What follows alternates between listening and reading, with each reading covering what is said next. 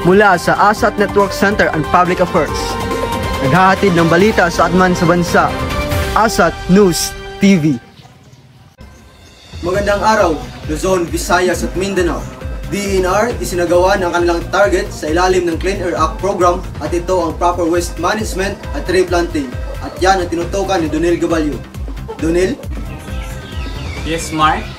Sinagawa na nga ng DENR ang kanilang target ng mga programa sa ilalim ng Clean Air Act program. Tungalang umaga ay sinimula nila March 30, 2024 ang paggawa ng proper waste management disposal.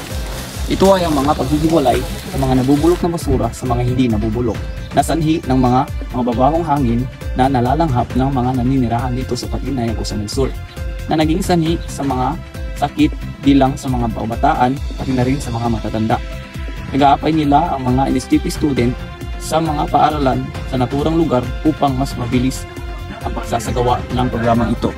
Mabuti nga kung malinis ang mga nakakalat na basura sa daan upang maibsan ang nakakalasong hangin na ating nalanghap para maibsan ang sakit na sanhi nito.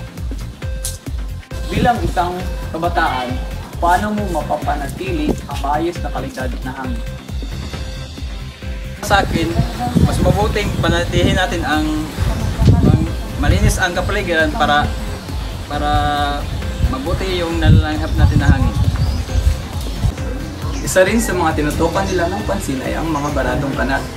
Dahil sa mga basura, inaasahang matatapos ang kanilang programa sa susunod na buwan. Maraming salamat, Donel, at magbabalik po ang ASAT News TV.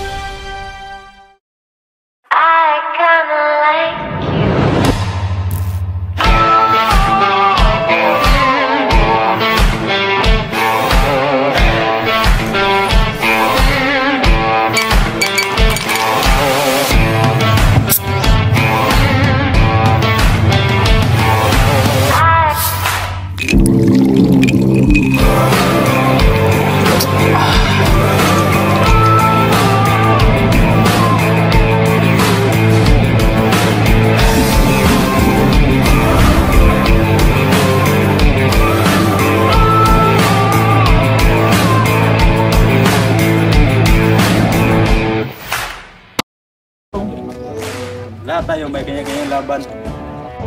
Iba-iba. Araw-araw.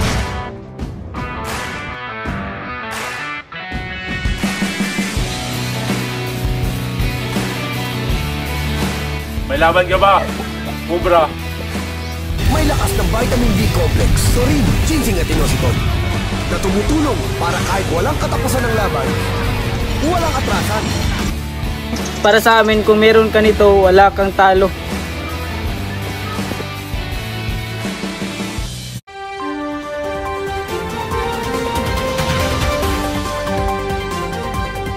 Mula sa ASAT Network Center and Public Affairs, naghahatid ng balita sa atman sa bansa, ASAT News TV.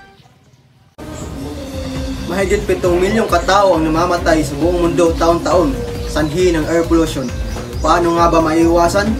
Yan ang iulat ni Jinan Aguilar. Aguilar? Malaking banta sa mundo ngayon ang maruming hangin na nalalanghap ng bawat isa. Base sa World Health Organization, mahigit 7 milyong katao ang namamatay taon-taon dahil sa air pollution.